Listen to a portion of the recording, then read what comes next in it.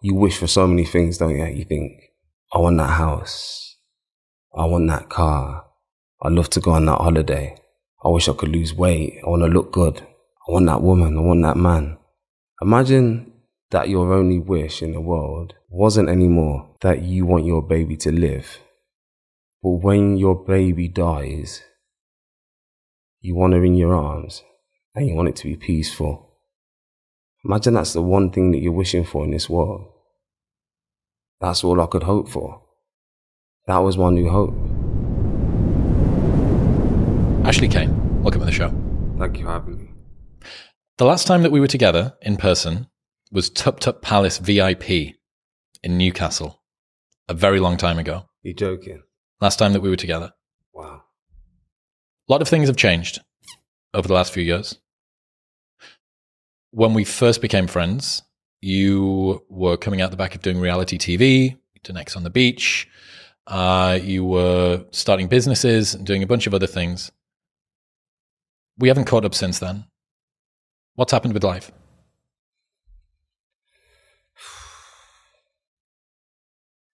I'd say the Ashley Cain that you know has disappeared, vanished, evaporated. What's happened with life? I'd say that I've probably gone through the most traumatic experience that I believe that a human being could.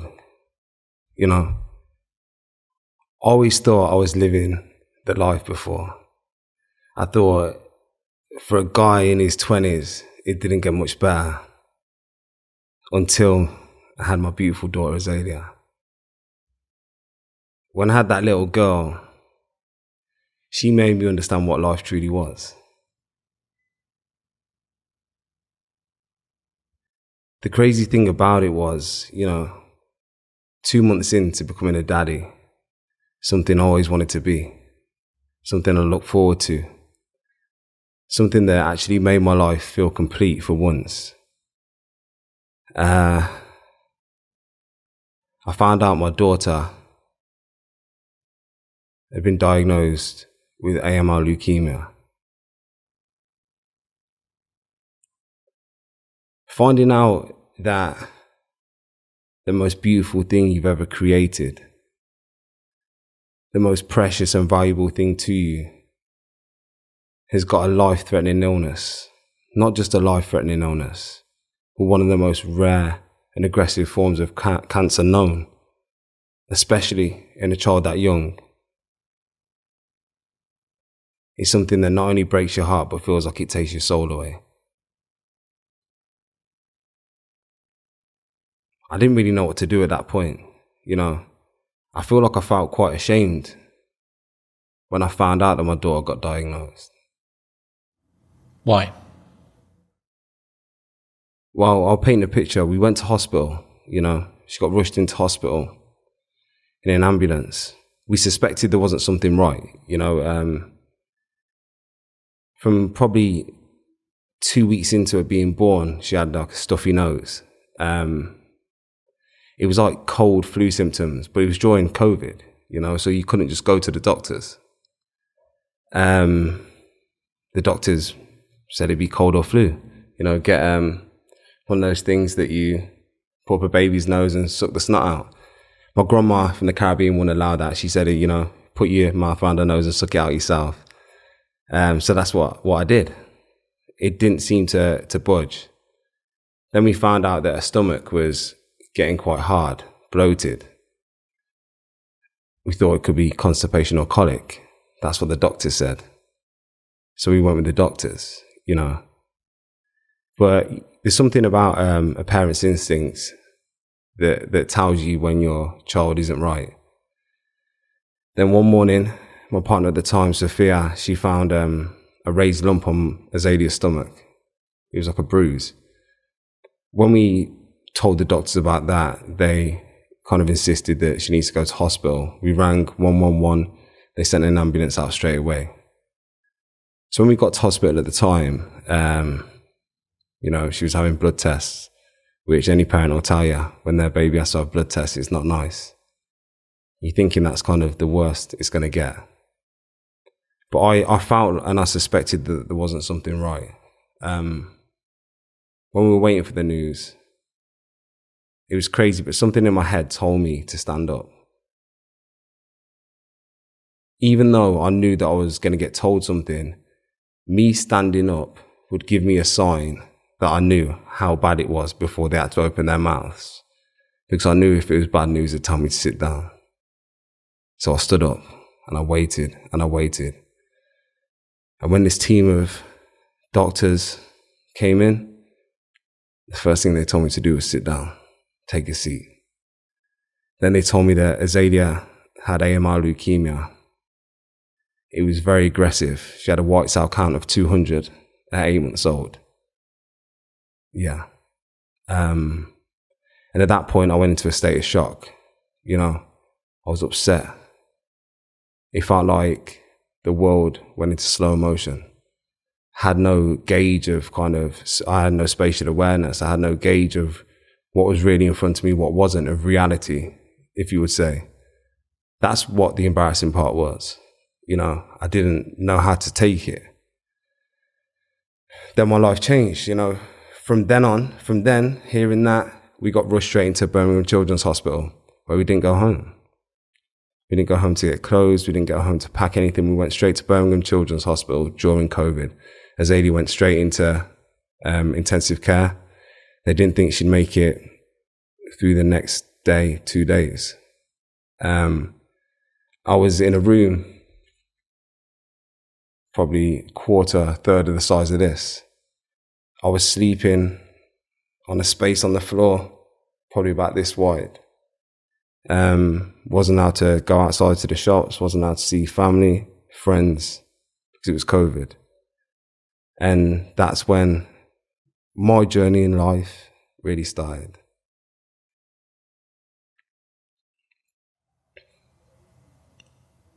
What was your partner's response like when she found out?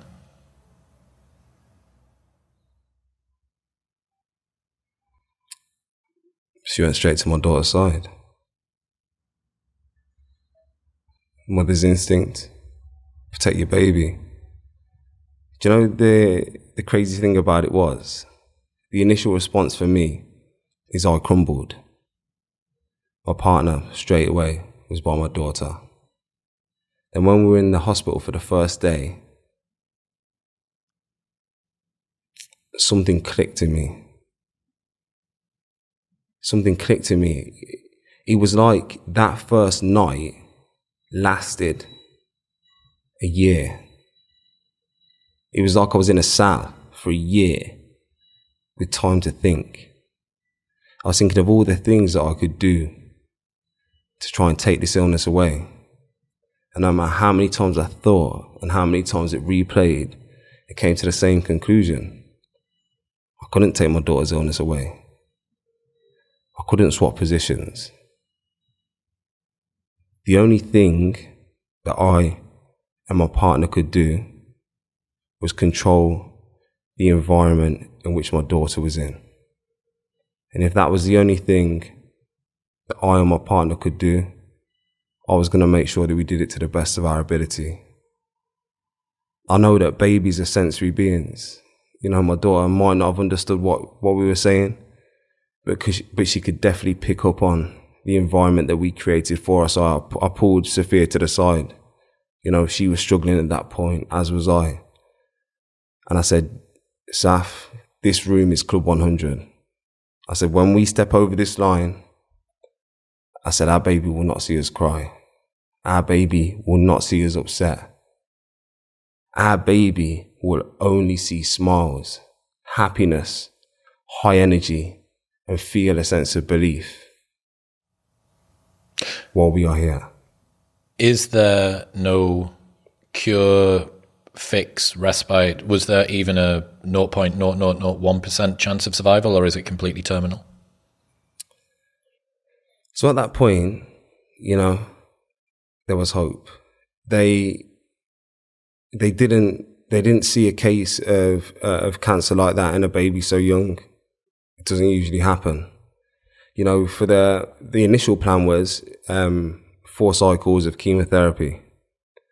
So, you do cycle 1, you're in hospital. So, say a week cycle of chemotherapy, you're in hospital for another 2 weeks to 3 weeks. Then you get a couple of days at home before you repeat cycle 2, cycle 3. The thing was with Azaylia is she was very young. The chemotherapy treatments are very harsh, So they didn't know how she would get on with them. The true fighter and warrior she was, she absolutely smashed round 1. No side effects. She went into round 2. And the cancer had come back very early. So it was apparent after round 2 that, this normal cycle of 4 rounds wouldn't work and that she would need a stem cell transplant. We found out at that point as well that, I'm half St. Vincent and Grenadines, so half Vincy, half English. My partner's half Burmese, half English. So my daughter had quite a rare match, which they told us at the time would be hard to find a stem cell donor. There was lots of obstacles on this journey, but, one thing remained, and that was hope, and that was belief. The crazy thing was, when I heard that it was, going to be hard to find her a match, I contacted Anthony Nolan, DKMS, straight away to create an outreach campaign to get as many donors as possible to register in the hope. What I didn't understand was how much support we had, and we had 80,000 people in one weekend register to be a donor for my daughter. Probably north of 250,000 within a week. The special thing about that was that, not only were people reaching out to be Azaylia's donor, but once Azaylia found a donor, there'd be over 250,000 people in that month that would go on to help other people and that are helping other people now. The crazy thing was about that whole journey is I made a stand, on the first day that I would be strong for my daughter. I'd be positive for my daughter. I'd keep hope, faith and belief, and I would not let her see me sad. She would only see Daddy smiling. Because I thought I had to be strong for her. What turned out, and what was apparent very quickly, was she was that strong. She was that brave. She radiated that much love that she fueled not only me and my partner and my family, but hundreds of thousands, if not millions of people around the world at that time during a global pandemic. She was incredible. She was special. You said that you're being purposely strong.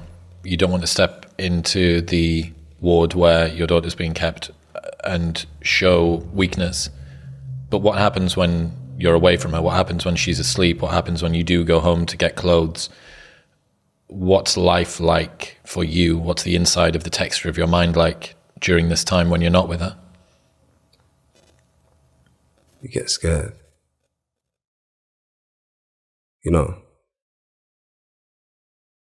One thing I try and not explain to people about life at the minute, when it gets tough, I kind of fire back with, imagine fearing every second of every single day that the next minute that comes along might be the last minute that you see your daughter breathing, that she's alive. Imagine going to bed at night and not knowing that when you wake up in the morning, if your daughter's still going to be breathing or not. Over and over and over again. That's hard. I had to sleep in the hospital. I had to sleep there. I got so scared in the night time.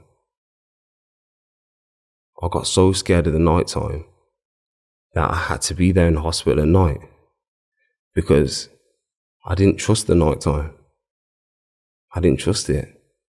I always feared that something would happen in the night, so I had to be there.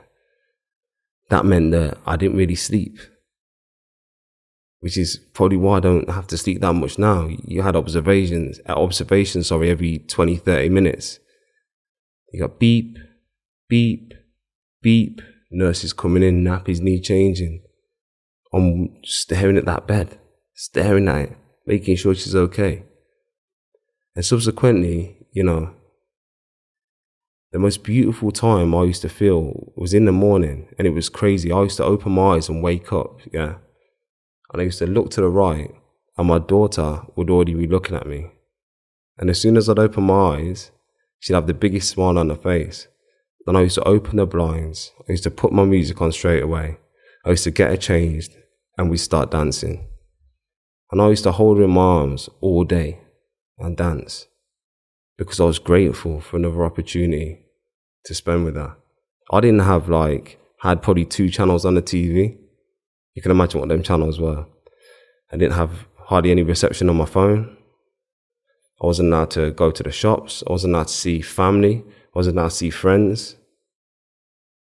But I had something worth more than absolutely anything.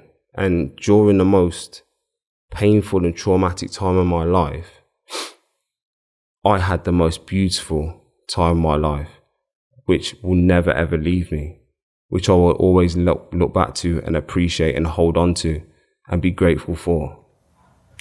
How long does this go on for? So month 3 that we were in the hospital was when Azaylia had a stem cell transplant. Again, they thought she wouldn't make it through. It's quite a big procedure. You would think that, stem cell transplant, I thought, you go into this big room, there's a lot of machines, there's electronic arms, all this tech. But she just lay in her bed,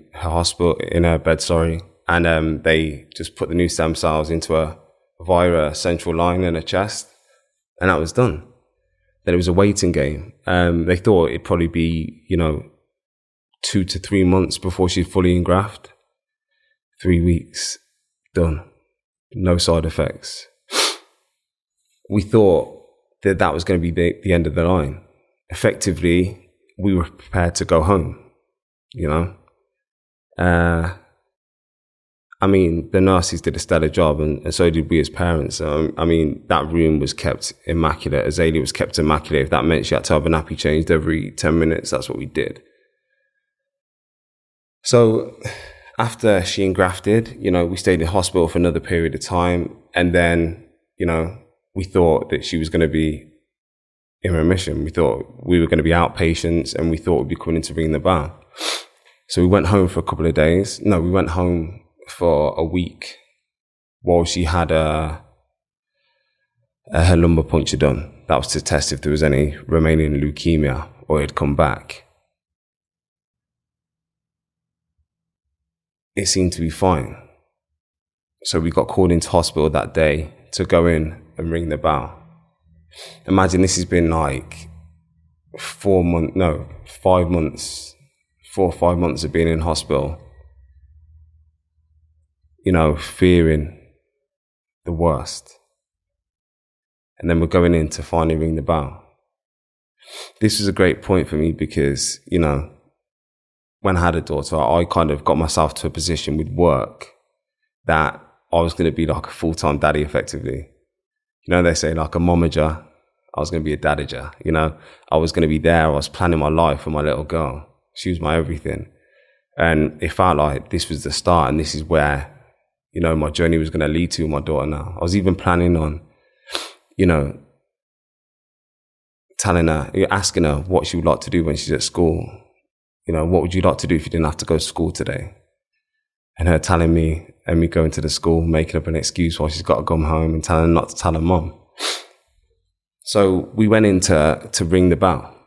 And just as she had her checkups done, the nurses lined the corridor and the doctors ready to clap. And our main oncologist came in and said, "We've got some bad news. Azaylia's relapsed." But she's relapsed in a terrible way. And the cancer's come back very aggressive. And she's got, the tumours have come back in her stomach, her lungs, her spleen, her kidneys. And we don't really know what to do. At this point,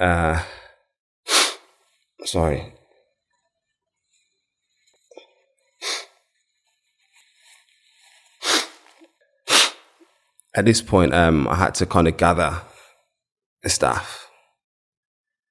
And I had to say that, you know, that's not good enough for me. I said, my little girl is my entire world. I said, I'd die for her. I said, I would do anything for her to beat this illness. And that means that I am not taking no for an answer. I am not taking that you don't know what to do. I am not taking the fact that you want us to go home. She has fought for too long, and she has fought far too hard. And we have fought for too long, and we have fought far too hard for this to be the end. And that was a point where we started to look for treatment abroad. You know, we were looking for CAR T therapy, which is targeted chemotherapy, which, you know, doesn't obliterate the body, but it targets certain T cells to remove the leukemia. We found out that there was 2 places in America that did it, but they didn't treat children under 2 years of age. There was a place in China, but they weren't letting anybody in due to COVID. So we found one last place, which was Singapore. This treatment was going to cost north of £1 million, £500,000 initial deposit, £500,000 to see the treatment through. And then obviously you have the time in hospital to monitor and test, or if you have to go for another round again. So you're looking at far north of £1 million. It wasn't like I was poor, but I didn't have £1 million, you know. So we decided that, you know, that's what we're going to do. We spoke to the hospital. We, you know, sent samples, and then it was a point of starting a GoFundMe, which we did. I think the GoFundMe campaign actually raised £1 million within about 5 hours, which was incredible. I think that goes to show of how much of an effect Azaylia had on the world and how incredible people actually are.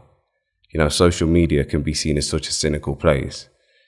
But the whole time during our journey in hospital, it was a reminder of me of how beautiful the people are in this world as well. So we raised the money, which was absolutely incredible. And like every stage of this journey, every moment that seems like it's going to be so happy was followed by a bang. The day after we raised the money, the doctors and the oncologists came in to say that they now found tumours on Azaylia's brain, which would mean that she can't travel, which also meant that she was too young to have targeted radiotherapy, which also meant that if they wanted to do a lumbar puncture for chemotherapy into a spinal cord, they couldn't, because it would risk one of the tumours to rupture, which meant that Azaylia had to go home.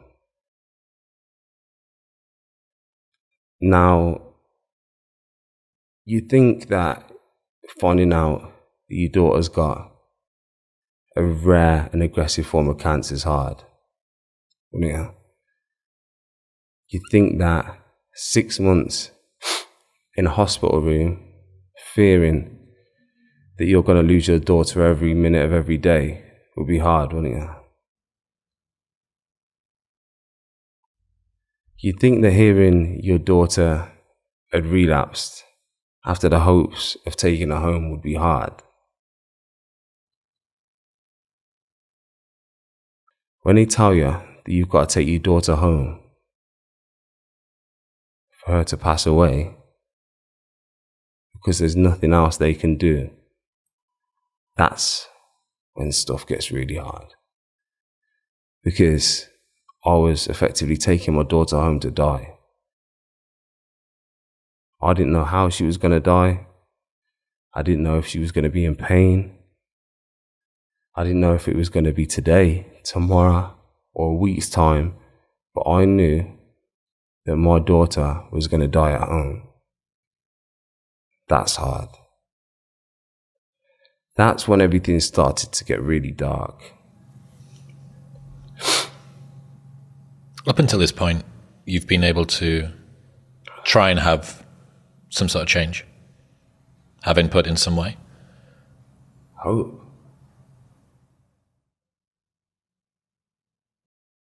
That's it. Appreciation of what's in front of you and hope. That's all I had. That was enough. That was more than enough. I didn't realize how much and how important that was until I didn't have it anymore. You know, I can't really explain the feeling, but imagine these lights in this room, they just go off. And your whole world looks like this dark grey tone. That's how I was seeing things. That's not an analogy of how things were. When they told me I had to take my daughter home, my whole body went heavy. It felt like I was carrying a rucksack with 50 kilos in it. And that's how I was walking around. I felt like I couldn't see colours. I felt like things were moving slow, really slow. And my body, my head, and my heart felt constant pain. Constant pain. You wish for so many things, don't you? You think, I want that house. I want that car. I'd love to go on that holiday. I wish I could lose weight. I want to look good. I want that woman. I want that man. Whatever the case may be.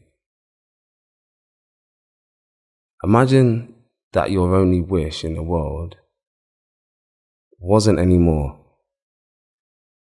that you want your baby to live. But when your baby dies, you want her in your arms and you want it to be peaceful. Imagine that's the one thing that you're wishing for in this world. That's all I could hope for. That was my new hope. It got to the point where when Azaylia was crying, her tears were blood. That's scary. That's scary. But they thought when Azaylia was at home, she'd probably last 2 days. Talk about 3 weeks. Typical. She was a fighter. She was a warrior. She was a lion. She was. She always defied the odds. And one thing I'll always be thankful to her for was there was one night in particular. And when we started going home, that's when you could really see the illness physically. It sounds crazy, doesn't it? She's got, an NG tube. She's got 2 central lines going in the chest, but you couldn't see a poorly baby.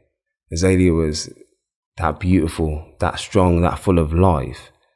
Apart from the wires, she looked like a healthy baby. But when we took her home, that was when you could see the evidence of the cancer really having an effect. And there was one night in particular where I didn't think she was going to wake up in the morning. And I remember I went to bed with Sophia and Azaylia between us. And her eyes opened in the morning. But as her eyes opened, her breathing became laboured. And I knew that this was going to be the final morning. At that point, we didn't need to put any monitors on her, because we knew that no matter how much we monitor her or what assistance we call, this was it. So the only thing we made sure we did as parents was make sure that Azaylia was rested in our arms. And I just remember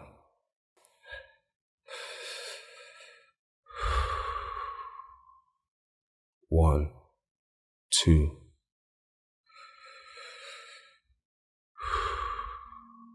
one, two, three, four,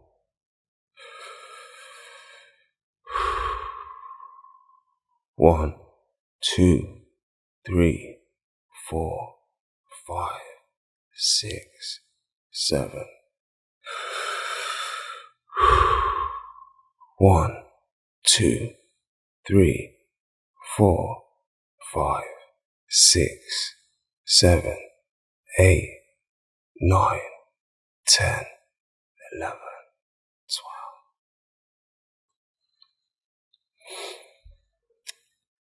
And she didn't breathe again.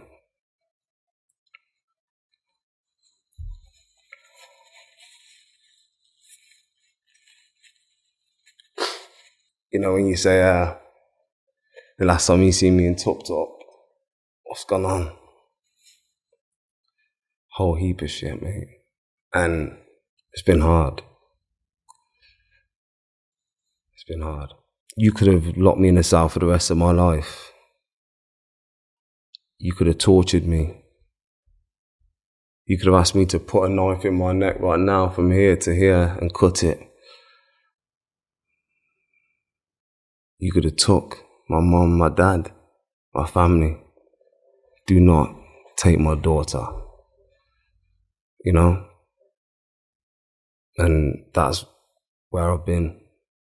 That's what I've had to go through. That's the trauma that I'm still, battling with on a day-to-day basis now. Replays in my mind. I relive it. And it's tough, mate. It's tough. What does this do to your relationship with your partner?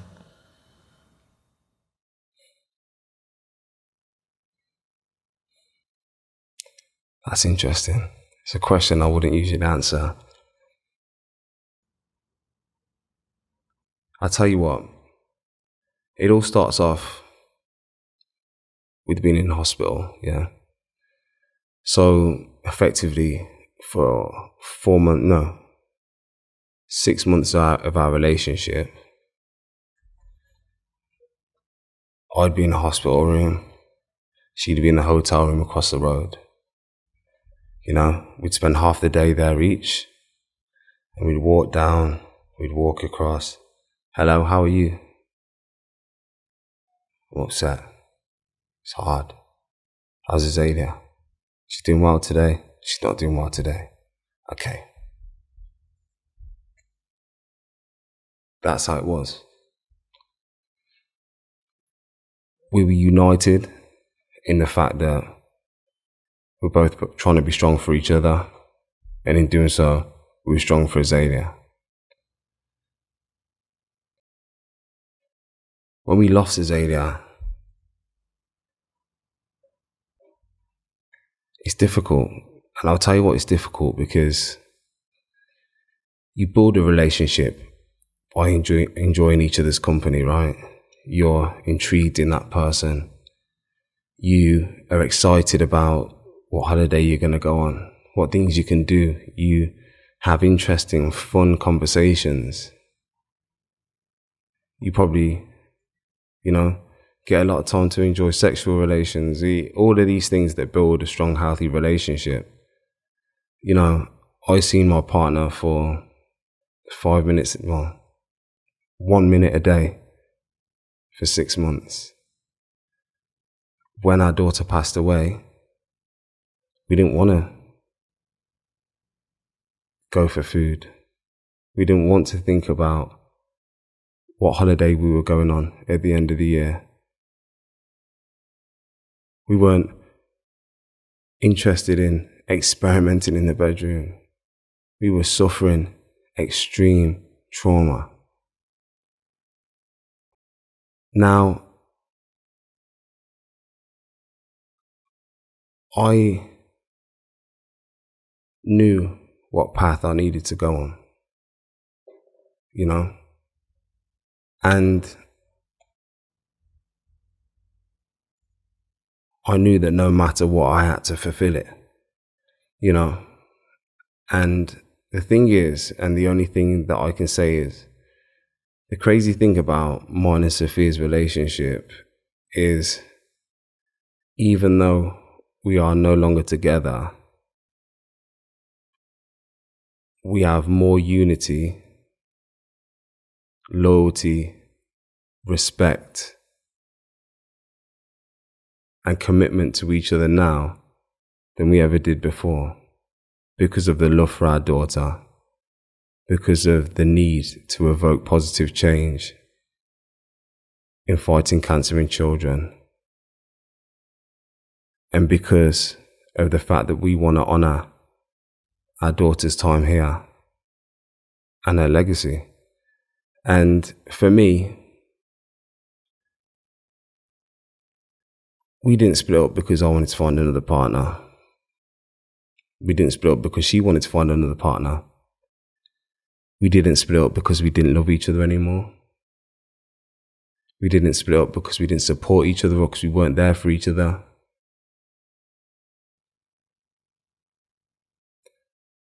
I guess trying to fulfill a relationship with that much trauma becomes difficult.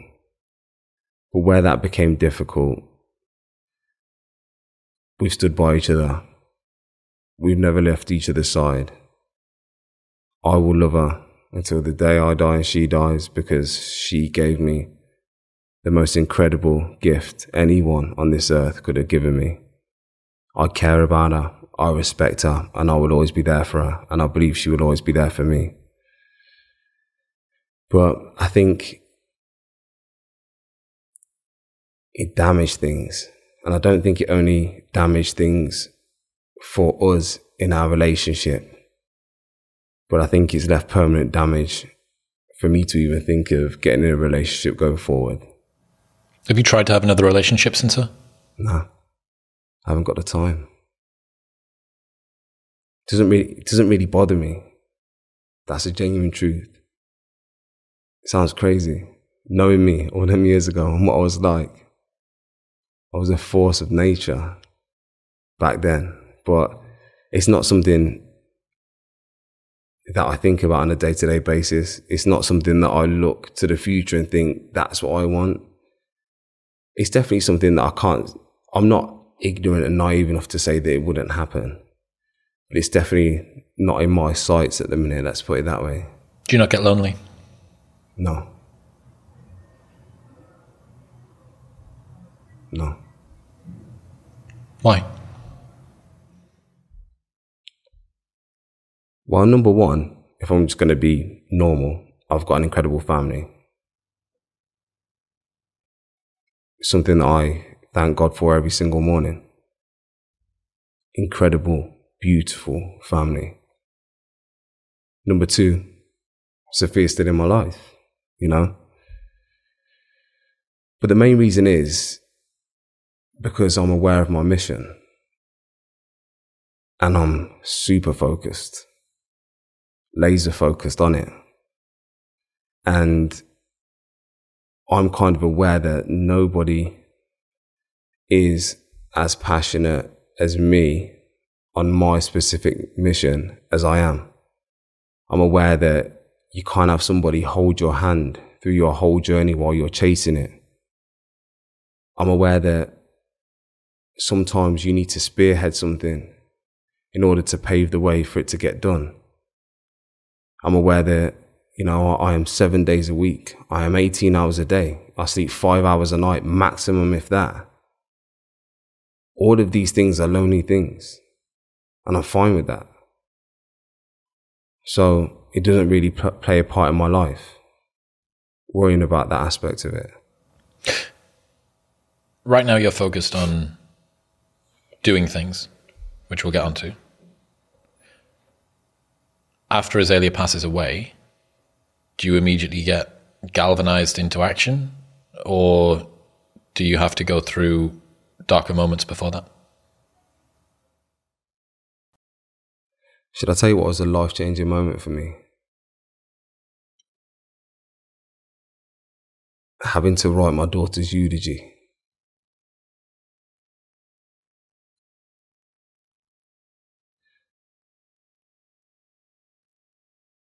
It was something, and it was one of the... Writing my daughter's eulogy was one of the hardest things I've ever had to do. Number one, because what father expects to speak at his daughter's funeral? You know? It's something worth thinking about. You can't even comprehend it, can you? You know? So I was trying to write and trying to create a masterpiece that could honor and commemorate my daughter while going through so much trauma. That's hard. It was also hard because I thought that no matter how beautiful my words are, how powerful they are, how much pain is in them, it will never truly be able to reflect how amazing that she was. So I knew that I had to really dig deep in that moment and reflect, so I could write something, and not only write it, but have the courage to stand up and speak it on her day. In writing my daughter's eulogy, I realised the person that I wanted to be and that I needed to be. I realised about all the things that I wanted to do going forward and that I needed to do going forward. And it made me understand what it was going to take.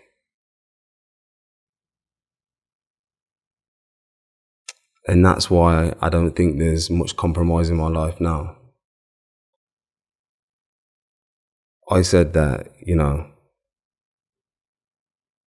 that my life with my daughter was, compressed to a room in a hospital. I'm a God-fearing man, so I now believe that my daughter's in heaven, and I believe she's watching down on me. If that is the case, I said I want to take her all around the world with nothing but daddy power, to the top of every mountain, to the bottom of every valley, along every road, across every ocean. I said I'd take her there. And that was a life-changing moment for me. But I can't lie, I found drink. When she passed away, I would drink whiskey, and I'd drink more whiskey, and I'd drink more whiskey. And, I think at first I thought it was going to numb the pain. If anything, it made me more emotional. I thought that maybe if I would drink, I could give my mind a rest, because all it felt was uncontrollable, painful trauma that just infested and riddled my body and my mind. And eventually I was just drinking just to knock myself out. I would drink to the point where I was knocked out, just as a way to sleep. And I remember something happened. I woke up one morning and I felt upset. I thought, if this is the man that my daughter is looking down on as her daddy, I feel fucking ashamed. I feel embarrassed.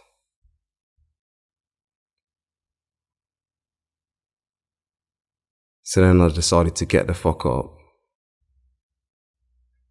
and start honouring my promise that I made to her that day and I made to myself. And I haven't looked back. What was the darkest moment that you went through, personally?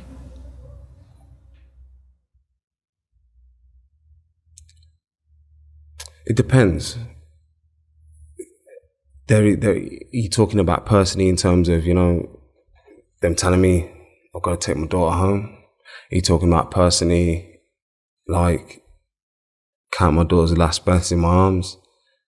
Are you talking personally, since her passing?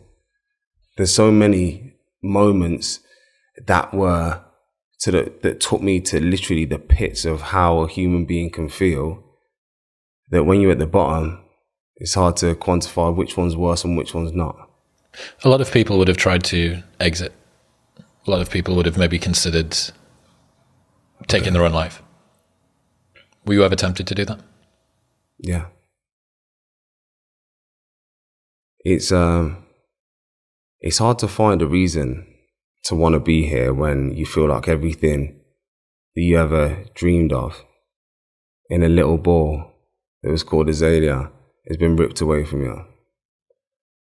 I couldn't think of anything worse than losing a child, and for the minute I wake up in the morning, I turn around and I see a picture of her. That's traumatic from the moment I open my eyes. At the start of the evening, I go down to my daughter's resting place to say goodnight and say my prayers, and that's how I see my daughter every single day. That's traumatic, to look down and realise that she's in the ground, And there was a specific point where it was after I ran a marathon. That year I'd done the 1,100 mile cycle from Lansing to John O'Groats. I'd done the 3 peaks and cycled 700 miles in between. I'd done a 109 mile ultra marathon. I'd done 5 marathons in 5 days in 5 different cities, in 5 different countries. Then I cycled 1,800 miles from London to Paris to Geneva to Rome. Then I got back, and a couple of days later I ran the marathon. And that was like the end of that year. I had a couple of days off. Fuck me, was that a bad idea? I sat and I thought, no matter how much I do for other people, I will never ever get what I want at the end of it. All these miles I run, all these miles I cycle, all these occasions that I give up, like Christmas. I give up my Christmas period. I feel like after I've done all that, in the hope that, something's going to happen, I sit there at the end and I'm still empty-handed. So I remember waking up one morning and I just must have sat in my hotel room for hours. And it was time to go home. And I thought, I don't want to go home. So I checked out of the hotel and I walked. And I walked and I walked and I walked. It was near the docks, I can remember it. To a point where there was nobody around. No people, no traffic, just me and a bridge. And I stood there for a second and I just thought of my mum. And I thought, before I do what I'm going to do, I need to message my mum. I remember writing this message, thanking my mum for everything, telling her how much of a beautiful person that she is, how I couldn't have got to the point where I've got to now after what I've been through without her, and that I love her more than anything in this world. And then I put my phone on my bag and I climbed up onto the wall and I stood there for a couple of seconds, just taking in the air and what I was about to do. I'll tell you something now, I ain't scared of dying. I'm not. And it wasn't an emotional decision to jump. I just felt like I'd had enough. And the next minute, I've hit the deck on my back. Not that way, but this way. And I looked up, and there was like 6 riot police, armoured up, everything. And I remember getting up, and I looked around, and in my head it was weird. It was crazy. And I remember just scrapping, and I'm scrapping these police. But these are big dudes. They're like riot band police, all the gear on, and we're throwing hands. I'm scrapping. But as I'm scrapping officers, they're crying. Imagine this. Imagine that. Imagine I'm on a bridge 1 minute, ready to jump that way. The next minute, I'm on my back. And the next minute, I'm in a melee with riot police that are crying. Eventually, we were calm. Got my cuffs on, I'm in the back of the van. I'm still a bit out of sorts with the whole thing. I can't believe that I'm in a van and, not on the floor, the other side of the drop. And one of the police officers goes to get in the back of the van with me. And the other police officer said, no, you can't. He's too volatile, he's dangerous. And the guy went, no, I've got to get in. And this police officer was in tears. And he's saying, I know who you are. You inspire me. You've done so much for this world that you can't do this. And he told me his name. His name was Jesus. Imagine that. Imagine that. I'm a God-fearing man, I believe, I pray. That's what gives me hope. And this police officer that pulled me down, his name was Jesus. And from that moment on, that never became a part of my life anymore. After that moment, it was very humbling. It was another embarrassing moment because one thing that I choose to do with my life is I don't want to hide anything. I don't want there to be no skeletons in my closet. I don't want to feel like people are talking about me or know things about me that I haven't said myself. I believe in order to be able to move on from something or with something, first you need to accept that something and acknowledge that something, and then you have the ability to carry it forward. So I had to go home and I had to tell, my family and my friends what had just happened. What was that conversation like?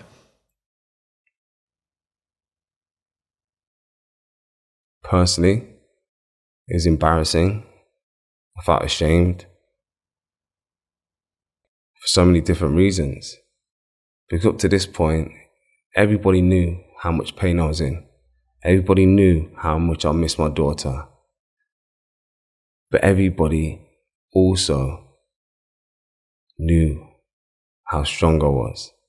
You're doing these 1,000-mile rides, you're running the marathons, you're the guy that's doing the things. Well, I was a beacon of strength, not only for, people that follow me, but for my family. Because I was strong, everybody became strong. Everybody looked to me for strength. Everybody came around me for strength, for hope, for belief. And I'd just done that. It was painful because, the realization for me that I nearly, out of my own choice, put my mom through a feeling that I'm going through now is bad. Did she see the message before you got home to talk to her? Yeah.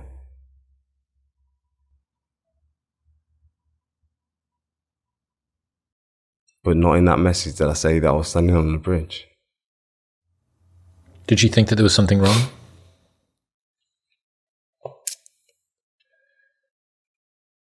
Probably, yeah. It was a difficult moment for everybody around me at that point. And do you know what's also very difficult? it's earning that trust, that respect back. Not in terms of, people loving you, because they might always love you. Earning that trust and the respect back that people aren't scared every time you walk out the door.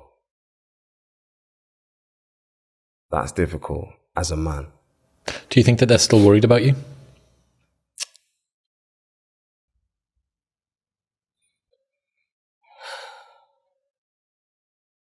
I think more so at the minute. Well, listen, I'm very emotionally intelligent.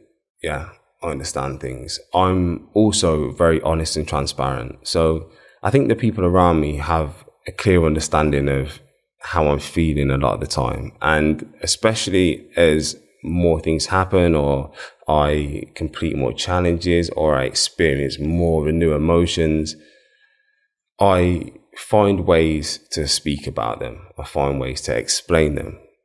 I find ways to, deliver them to people around me. For me, number one, to get the weight off my shoulders, but also to help other people to not feel like they're alone. Maybe they feel like that, So I like to think now that they don't worry about that aspect of things, because I think I've proved a lot since that day. I've achieved a lot since that day. I've spoke a lot since that day. And that day made me realize something, that wasn't the way. Sometimes on this journey, a lot of things are confusing, Chris. A lot of the time in my life after that event happened, I was confused about a lot of things. The world wasn't the same. Imagine a lot of people, that go, oh God, that week's flew by. That year's gone so quick.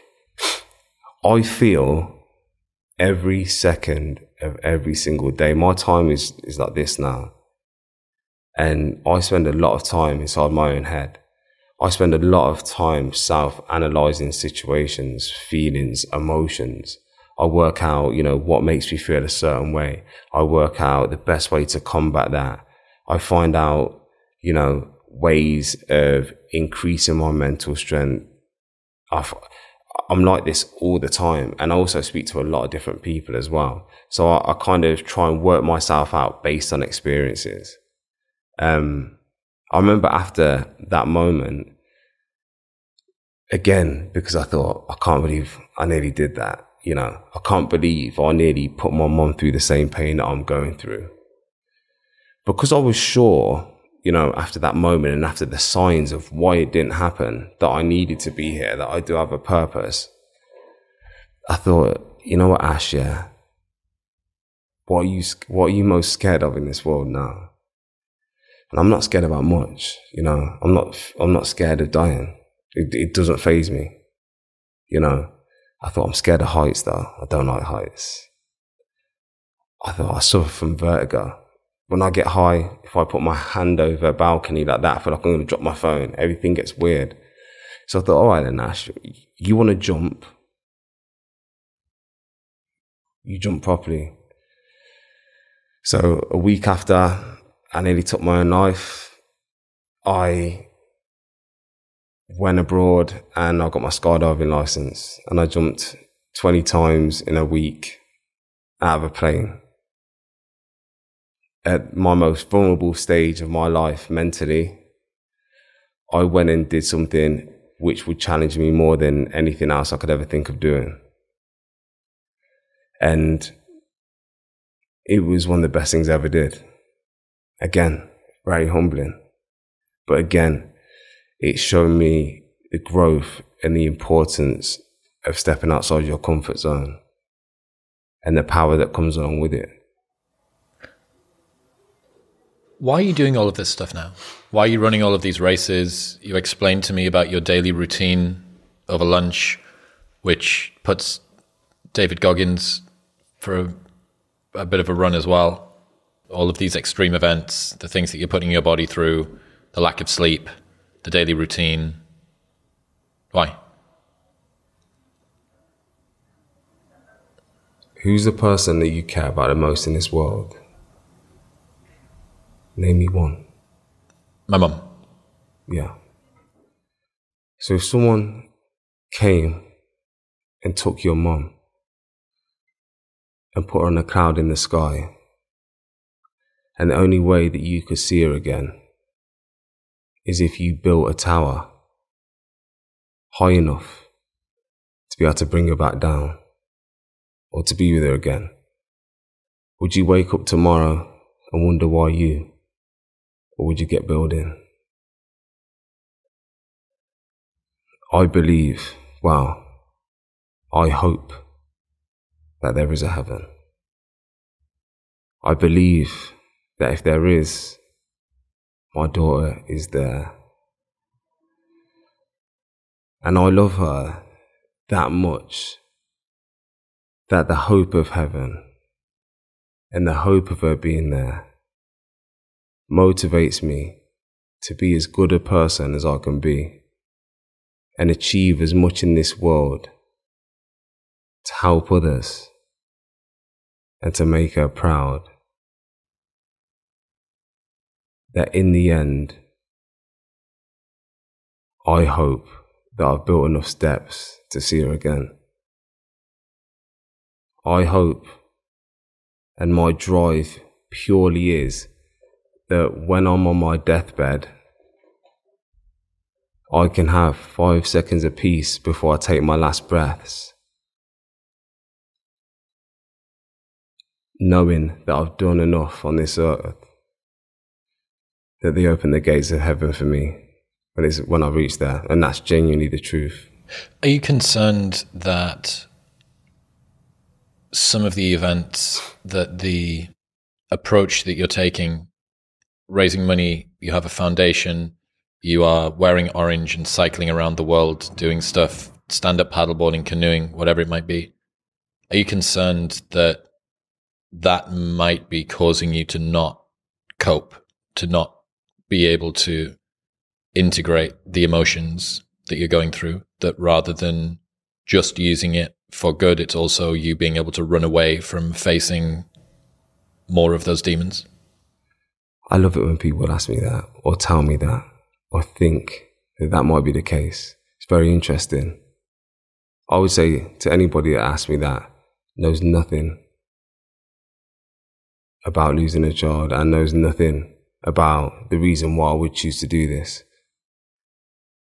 I have never ever ran away from the pain of losing a child. I immerse myself in it.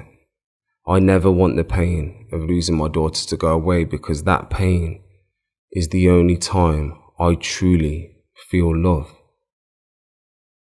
I embrace that pain. I use that pain to push me further and further.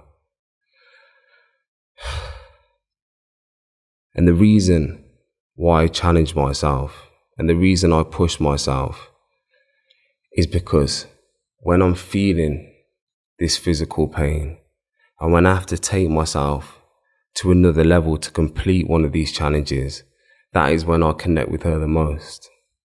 That's when I feel like she's truly with me. That's when I feel like I can look up and say, yo, baby, we did it again. So I would say the polar opposite. When you look at my life,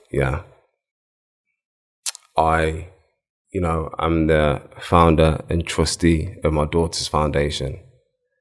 That means that every day we are talking about either children that are no longer getting treatment on the NHS that we're trying to give money to. We're talking about new trials or new treatments that are available, which we can invest money to, new equipment.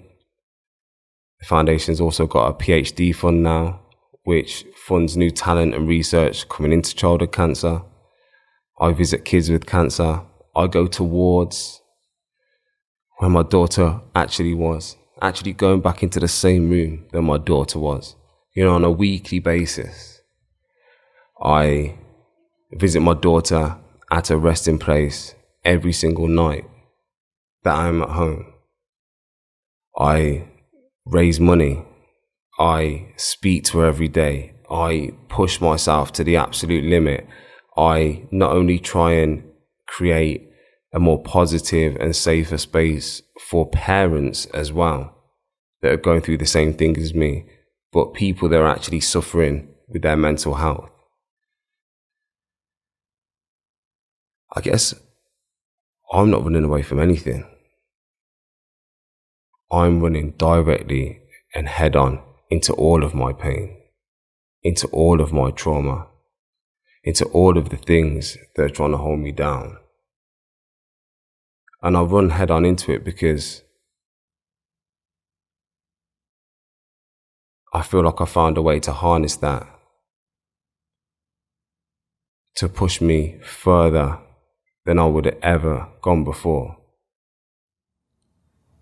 What would you say to anybody that's grieving now, that's going through that process? One of the things that we can all guarantee in life is that the people that we love, some of them are going to pass away before us, and we're going to have to deal with that process. As somebody that has spent an awfully long time sat in the saddle of a bike, sat in a hospital ward, reflecting on grief, what do you wish that you'd known? Or what would you tell other people? I'm going to try and smile when I speak about this. It seems like a crazy thing to say, right? One thing that is certain in this world is, everyone that's born is going to die. That means that every single person on this planet is going to experience some form of grief. I've never been a person to run away from those emotions, and I never believe that, it gets easier. People always say grief gets easier. I believe that the circle of grief always stays the same.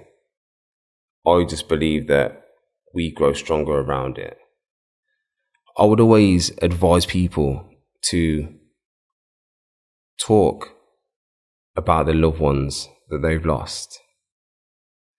I would always encourage people to settle into every single emotion that they're feeling and not try and hide it or not try and run away from it.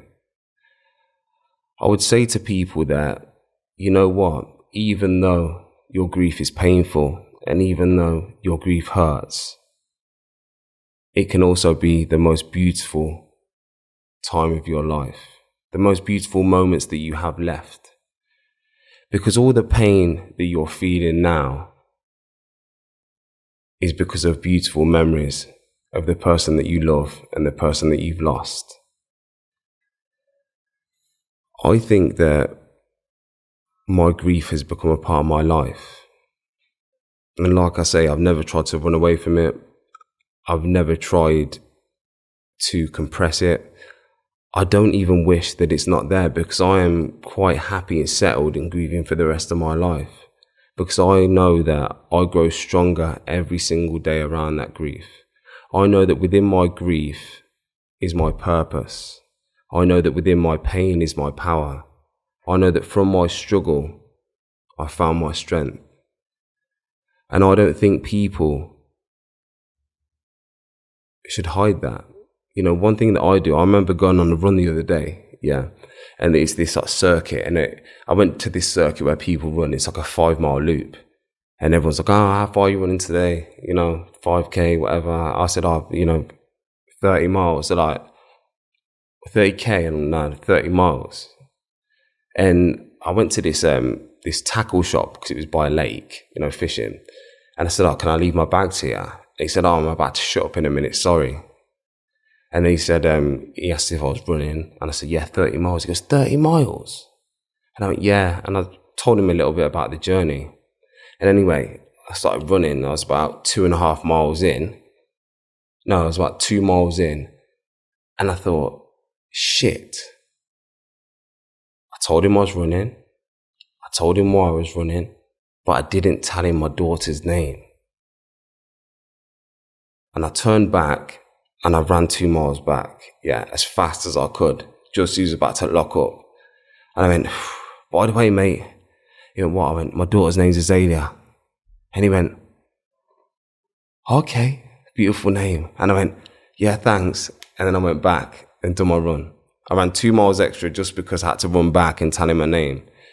That's because that's important to me. I think it's important to also normalize, this topic of grief. We're all going to experience it. So the subject shouldn't be taboo. Just like mental health, grief can fall into that category. People talk about anxiety, people talk about depression. Grief falls into that. And grief causes anxiety, it causes depression. The root cause of the grief is trauma. It all falls into mental health. I think it's a part that we should talk about. Because I found out, and one thing that I know now is, when people had lost somebody before, I was a criminal of kind of thinking, it's really awkward to be around that person. I don't know what to say. I don't want to make them upset. I don't want to offend them. Yeah. What I find out now is those people really do want to talk about the memories they have.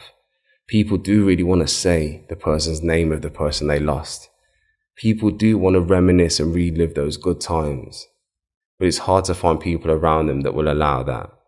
So not only would I say to the people that have loved them and lost that they should talk about their loved ones and not run away from it, I'd also say if you want to be a good friend or a good family member, be there for that person to listen to. What are the events that you are focused on over the coming years? So, what, this year or... Okay. So like I said in my eulogy, I said to the top of every mountain, to the bottom of every valley, along every road, across every ocean.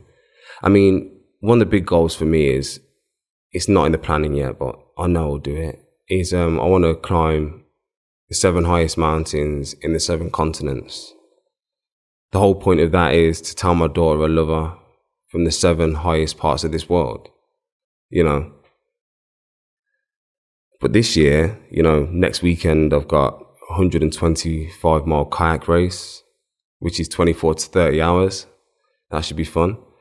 But it's just training really for the 1,000-mile kayak race I've got in July, which is supposed to be the world's toughest survival endurance race. It's from Canada to the Arctic Circle to Alaska, and it's completely unsupported. So you kayak for 18 hours a day, find a place to pull in, pitch up your tent, sleep for 4 hours, get back on the next day. You've got an hour to eat. Obviously, the problem is with it being unsupported is if you're on a river that's 10 miles wide, or 5 miles wide, and you go in, you ain't coming out. If you're near the side and you go in, hypothermia kicks in, it will take them 2 days to come and rescue you. Too late. If you happen to pitch your tent near a bunch of grizzly bears, it's game over.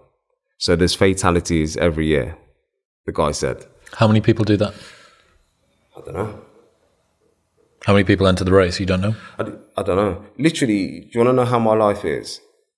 I literally got a call off, one of my friends, and she said that she's got a PT who's ex-military, who's into kayaking, and he wants to go big this year, and he wants to complete the Yukon 1000. He hasn't got a partner for the race, and I mentioned you to him, and I said that, you're driven, you're determined, you don't quit. And he said he'd like to speak to you. I picked up the phone, didn't know him, spoke to him. He said, do you want to do this? And hundreds of things flashed before me, before my answer, quick like that, done. I thought to myself, I don't know this guy from Adam. Don't know if we'll get on. That's a minor problem. I also thought that I could go out there and not come back. That's a huge possibility. But I remember when I lost my daughter, yeah, and this goes on to this point of making this decision. I'd spent, 6 months in hospital. I hadn't worked, I hadn't earned no money. When my daughter passed, It wasn't like it was the first thing I wanted to do, to go back to work and earn money. That being said, I was getting offered a lot of money. I was getting offered £20,000 to post a picture on Instagram. I said no. I didn't want to promote this table because I wouldn't have this table. I was thinking my life is that important for me going forward, and I'm a man on a mission that if I take money to promote this table now, how about when I actually have a message that I want to say to the people? People ain't going to be able to take me seriously. So I went into a bit of a financial crisis, I refused to take money that wasn't good money. I believe that not every bit of money that crosses this palm is good money, and I don't need to snatch and take it. I was 7 months into quitting alcohol. I was out running, cycling and swimming ridiculous miles a day for nothing, just because I wanted to be outside and I wanted to be with my daughter. I was doing these challenges. I was working on the foundation. I was raising money for these kids. I was speaking to people that were suffering from their mental health. I was doing all of this just for free, even though I had nothing, And I remember at that point, I got down on my knees and I said to God, I was like, I'm ready. I'm at the point now, I can't even really I can't put a roof over my head. I can't put a roof over my head. I'm struggling to put food on the table to eat. I've gave up this money, which isn't good money.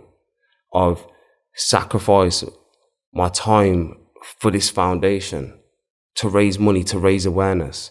I've gave up drinking. I don't go out. Please, I'm ready. And that's when the chances started coming. So when I was on the official Zoom meeting to pitch myself to get this race, and the race organizer said, are you ready to go? And he told me there's going to be fatalities every year. I thought, if I don't say yes, then what is that saying to my daughter during that talk in a eulogy? What is that saying to God when I got down on my knees with open hands? But most importantly, what is that saying to myself when I'm brushing my teeth and I'm looking at the man that's looking back in the mirror before I go to bed? So I said, let's fucking go. Bring it on. Because, when else is my daughter going to get to go from Canada to the Arctic Circle to Alaska? When am I going to get that chance again? And I believe that, if we go and we come back, boy, I'm on a whole different level. I've raised awareness. I've raised funds. I've put my money where my mouth is. Or was it? I put my money where my mouth is. And if I don't, she obviously needs me back. And that's good enough for me. What's the message that you want people to take away beyond your love for your daughter, beyond your relationship with that and that grief?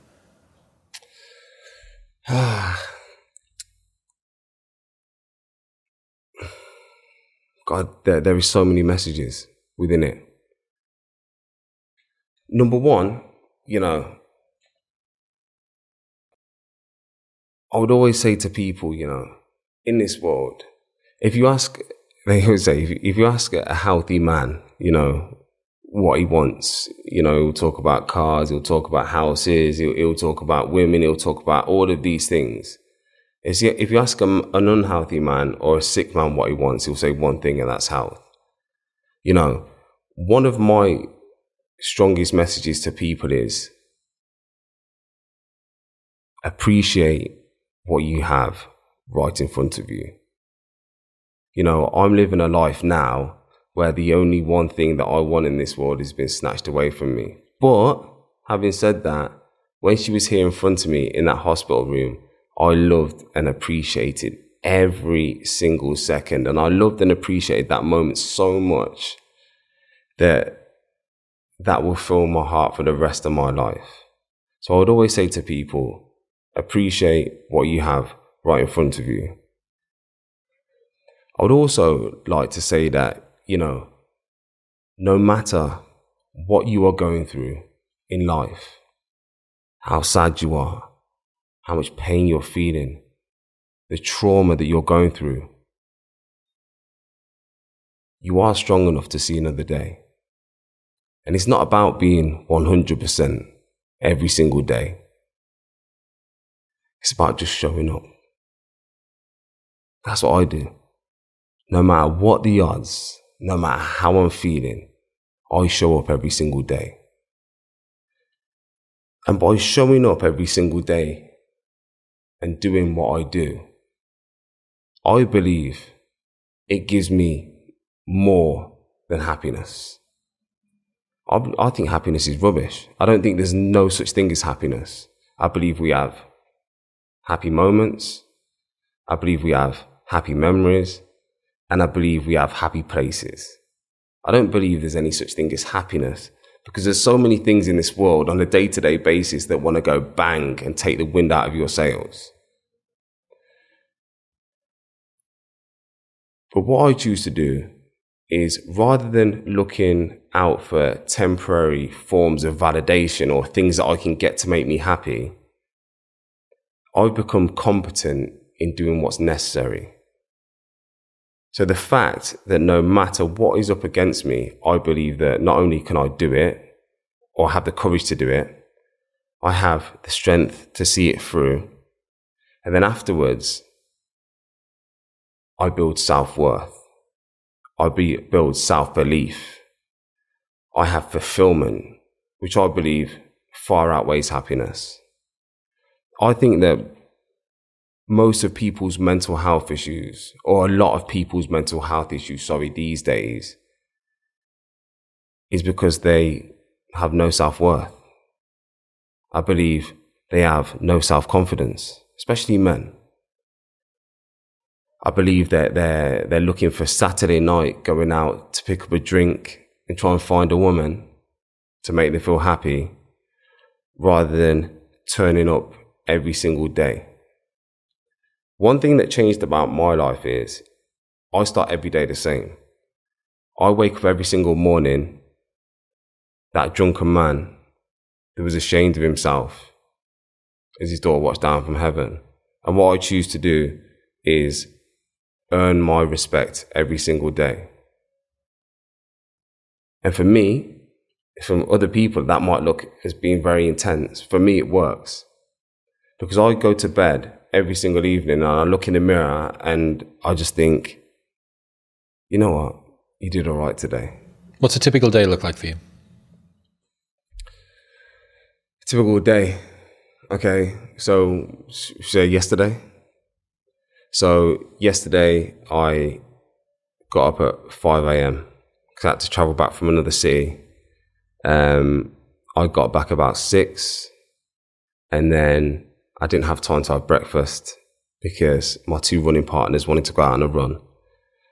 So I stopped off at a petrol station, got a flapjack, and we had a 20-mile run. I finished the 20-mile run, and then I had to go and do my strength and conditioning session because I need to look after my body. So it's not lifting weights, it's just working on all those little shitty areas to stop you getting injuries. So I done an hour S&C there. Then I did an hour of stretching and mobility because I needed to recover.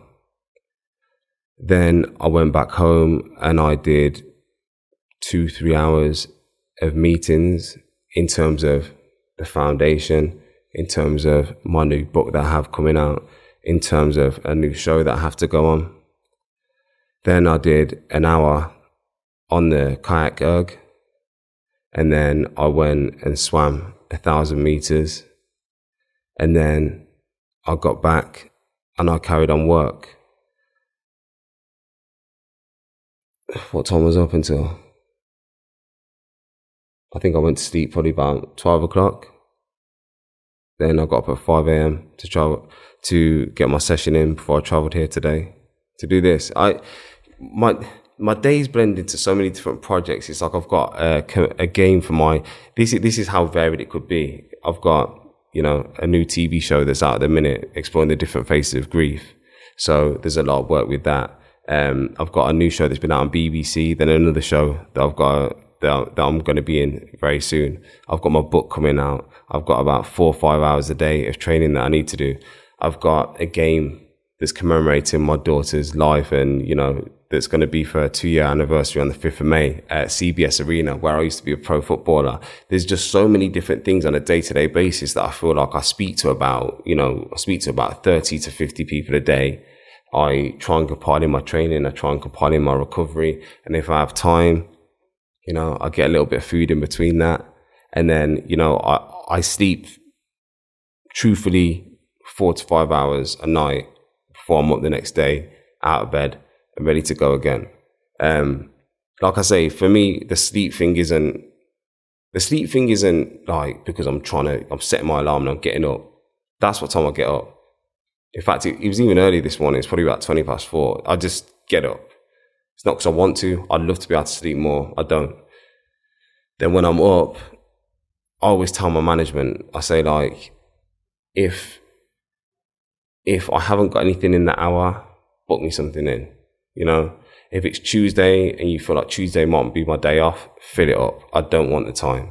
I hate the time. I never think about, I'm going to book a nice holiday. I never think about, you know, I'm going to go for food this weekend. You've got a lovely trip coming away up to the Arctic. Say again? You've got a lovely trip coming away up to the Arctic. That is holiday. Exactly that. And I think, you know, it's all just stages. I will say this, you know, number one, I wouldn't claim to be, you know, a mental health expert. I wouldn't also claim to be the best marathon runner or ultra marathon runner. I wouldn't say, oh, I've raised the most money for charity. You know, I don't try and pretend that I'm the toughest man in this world, or I don't try and make the most money.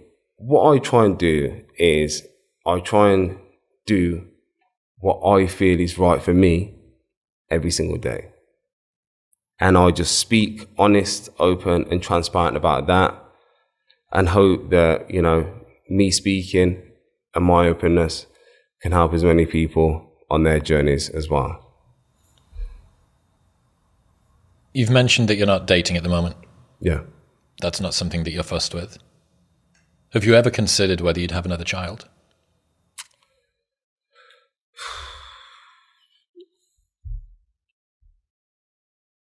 It's a difficult one.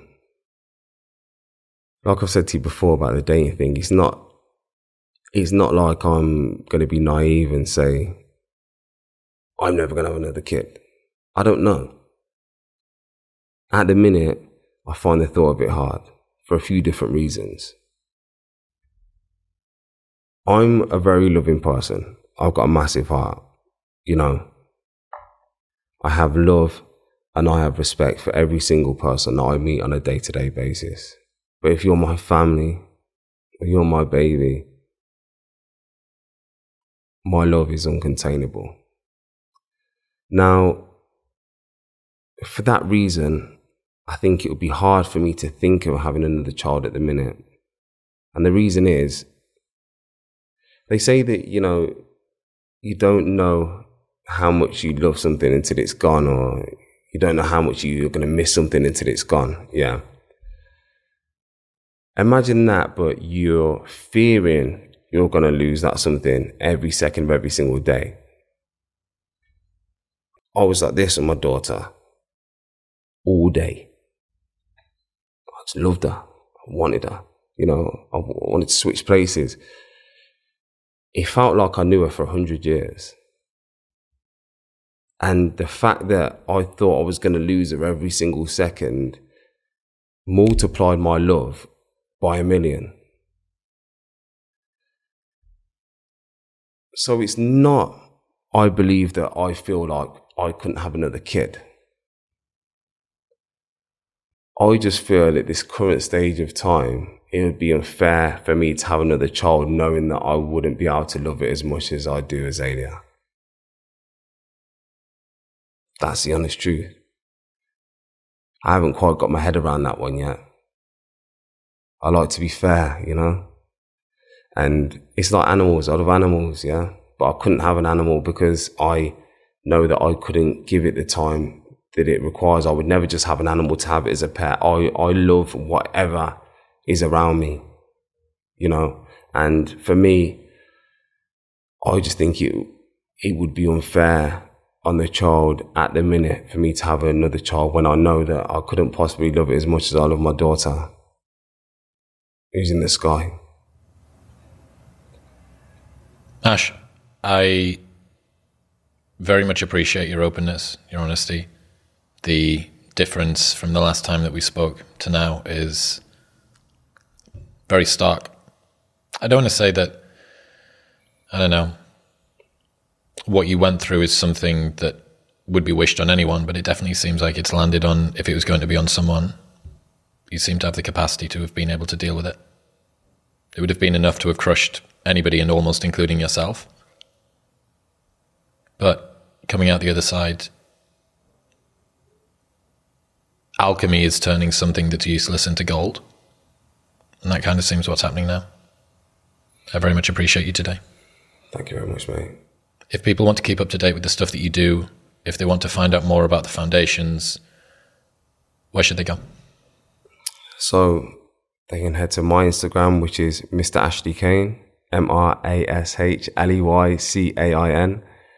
And then to keep with the foundation, it's the Azaylia Foundation.